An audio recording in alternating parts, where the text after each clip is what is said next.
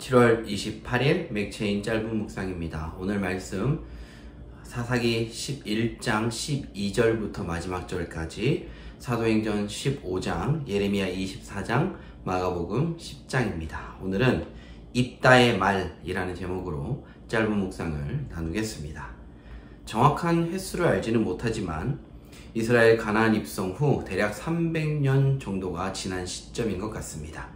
암몬의 왕이 이스라엘에게 요단 동쪽의 자신들의 땅을 요구하고 있습니다. 사사기 11장 13절입니다. 암몬 자손의 왕이 입다의 사자들에게 대답하되, 이스라엘이 애굽에서 올라올 때에 아르논에서부터 야복과 요단까지 내 땅을 점령했기 때문이니 이제 그것을 평화롭게 돌려달라 하니라. 하지만 암몬 왕의 이 말은 거짓입니다. 출애굽과 가나안 입성 과정에서 이스라엘은 모압과 암몬의 땅을 빼앗은 적이 없기 때문입니다. 지금 암몬 왕이 요구하는 땅은 예전 아모리 왕 시혼으로부터 빼앗은 땅이었을 뿐입니다. 이에 대해 입다는 그의 입을 열어 정당한 말을 건넸지요.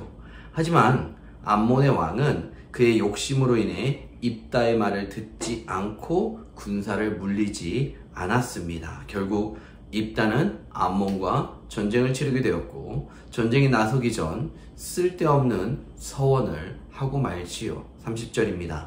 그가 여호와께 서원하여 이르되, 주께서 과연 암몬 자손을 내 손에 넘겨주시면 내가 암몬 자손에게서 평안히 돌아올 때에 누구든지 내 집 문에서 나와서 나를 영접하는 그는 여호와께 돌릴 것이니 내가 그를 번제물로 드리겠나이다 하니라. 앞서 암몬의 왕에게 했던 변론은 하나님 보시기에 정의로웠지만, 지금 이 서원은 이방의 가증한 풍습을 따르는 것이었습니다. 하나님은 사람을 제물로 바치라고 명령하신 적이 없습니다.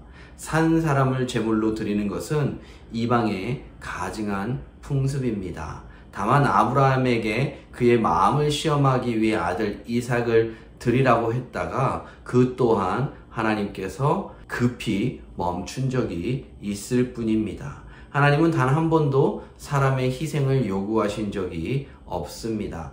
단 한 번, 성육신 하신 예수님의 희생을 제외하고 말입니다. 예수님의 십자가 희생은 이방의 가증한 풍습을 따르는 것이 아니라, 이것은 하나님이 자신이 직접 희생으로 드려지는 사랑과 긍휼이었던 것이지요. 입다의 서원에 따라 그의 무남 동료가 희생으로 바쳐집니다. 오늘의 묵상은 이것입니다. 입다가 하는 말의 정의로움은 하나님이 아닌 그의 것이었다는 사실이지요. 그는 스스로 정의로웠고 그 정의로움에 사람을 희생으로 드리겠다는 잘못을 저지르고 만 것입니다. 우리는 늘 조심해야 합니다. 내가 어떤 말을 할 때 이것의 근원이 나인지 아니면 하나님인지 늘 분별해야 합니다. 선한 일을 하고도 주님으로부터 악하다는 말을 들을 수 있기 때문이지요. 계속해서 또 조심해야 합니다. 하나님의 본질을 보지 못하고 사람이 만든 제도가 올무가 될 수 있기 때문이지요.